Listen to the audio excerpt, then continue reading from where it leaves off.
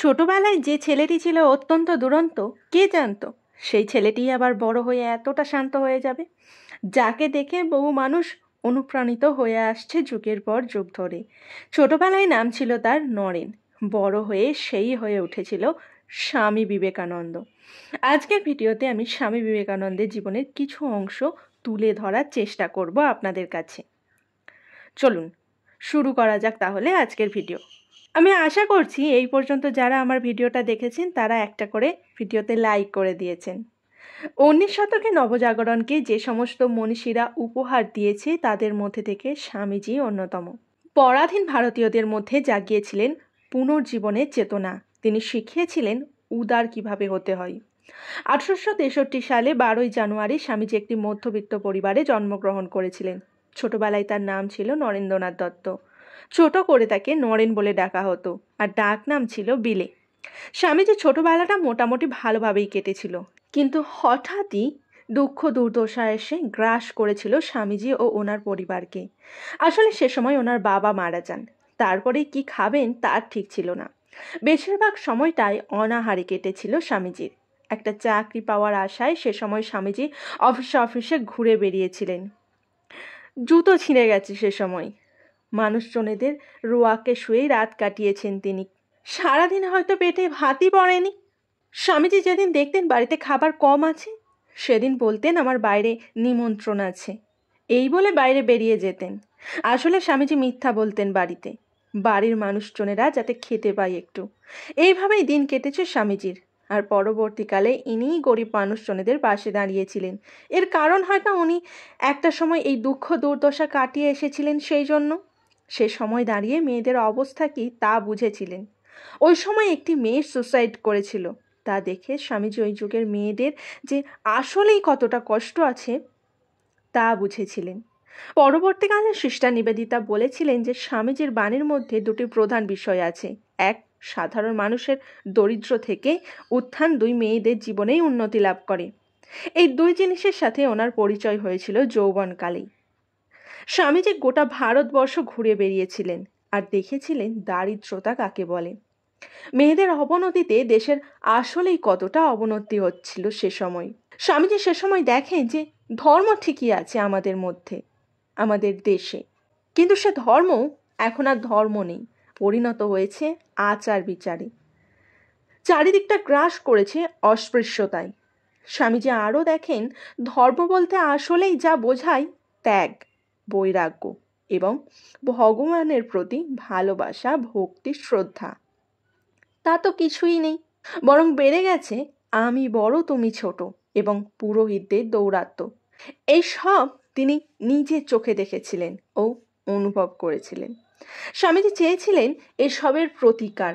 ভারতবর্ষকে এইসব থেকে মুক্ত করার জন্য তিনি ভিন্ন ভিন্ন বড় বড় লোকেদের সাথে দেখা করতেন আর বোঝানোর চেষ্টা করতেন দেশকে এগিয়ে নিয়ে যেতে গেলে এসব করা বন্ধ করতে হবে। কিন্তু লাভের লাভ সেভাবে কিছুই হয়নি। আসলে এসবের জন্য স্বামীজির দিকে সেভাবে কেউ হাতই বাড়ায়নি। স্বামীজি দেখেছিলেন হিন্দু ধর্মের মানুষজনেরা যে মূর্তি পূজা করেন তাকে মাটির পৌত্তলিকতা বলে মজা করা হচ্ছে। সে সময় খ্রিস্টান, মুসলিম ও হিন্দু ধর্মের মধ্যে আর্য সমাজ ও ব্রহ্ম সমাজ এরা প্রতিমা পুজোকে বিশ্বাস করে না, নিন্দা করে। কিন্তু পাশ্চাত্য দেশে যে ভাবগুলি আসছে তা মানুষ নির্বিচারেই ভালো বলে গ্রহণ করছে। যুবকেরা বিভিন্ন কুঅভ্যাসে মেতে উঠেছিল সে সময়। বিভিন্ন নেশায় নেশাগ্রস্ত হয়ে উঠেছিল তারা, এমনকি মদ্যপানও করত। তিনি দেখেন সমাজ বিধ্বস্ত হয়ে পড়েছে, হিন্দু ধর্মে বেঁচে থাকার মতো আর কোনো জায়গা নেই। এইসব দেখে স্বামীজি আর নিজেকে আটকে রাখতে পারলেন না সে সময়।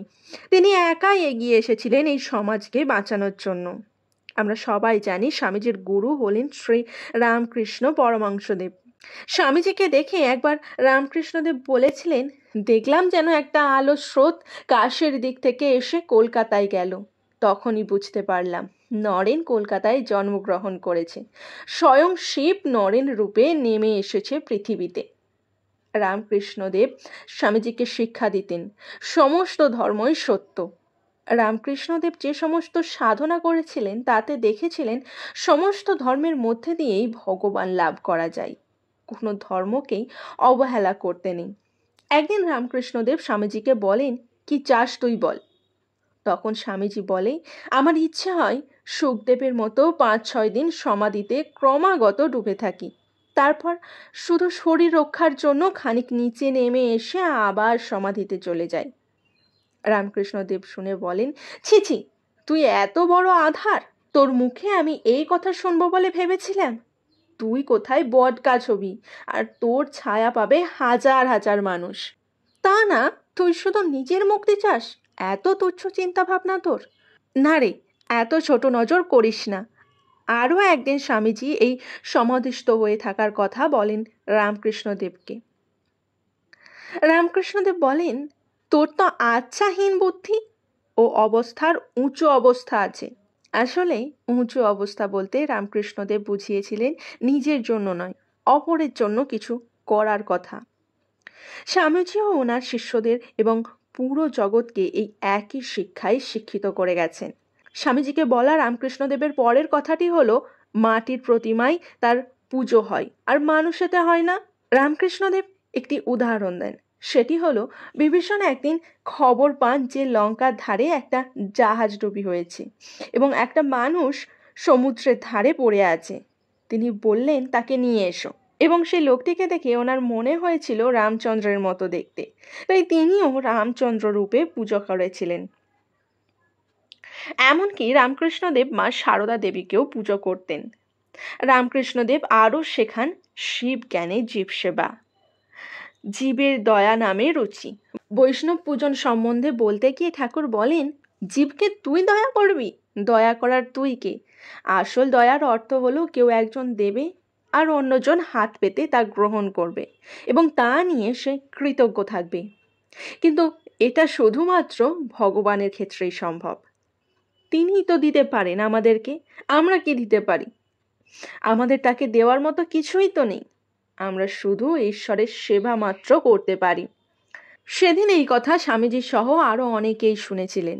রামকৃষ্ণদেবের কাছ থেকে স্বামীজি রামকৃষ্ণের সমস্ত কথা শোনার পরে ওনার ঘর থেকে বেরিয়ে বলেছিলেন, কি অদ্ভুত আলোকই যেন ঠাকুরের কথাই দেখতে পেলাম। এবং স্বামীজি সেদিন বলেছিলেন, ভগবান যদি কোনো দিনও দিন দেয় তাহলে সারা জগতে ঠাকুরের এই কথা আমি ছড়িয়ে বেড়াবো। স্বামীজি রামকৃষ্ণদেবের কাছে আরও যা শিখেছিলেন তা হলো 4 যোগের সম্বন্ধ: জ্ঞান, ভক্তি, কর্ম ও যোগ। সাধারণভাবে কর্মযোগ বলতে আমি যা বুঝি নানা রকমের শাস্ত্রিক ক্রিয়া। যজ্ঞাদি করে সেই কর্মের ফল ভগবানকে অর্পণ করো। একটা দ্বৈত বুদ্ধি রয়েছে, আমি আলাদা, ভগবান আলাদা। ভগবানের জন্য কাজ করলাম আর তার ফল ভগবানকে দিলাম।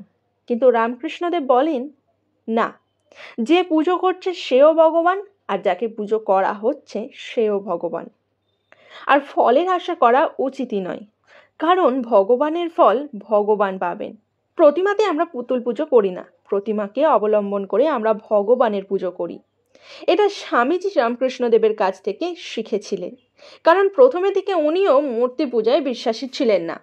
স্বামীজি রামকৃষ্ণদেবের কাছ থেকে শিখেছিলেন খালি পেটে কখনো ধর্মের দিকে মন দেয়া যায় না, পেটে কিছু পড়া দরকার, এবং বল যার নেই সে আত্মজ্ঞান লাভ করতে পারবে না।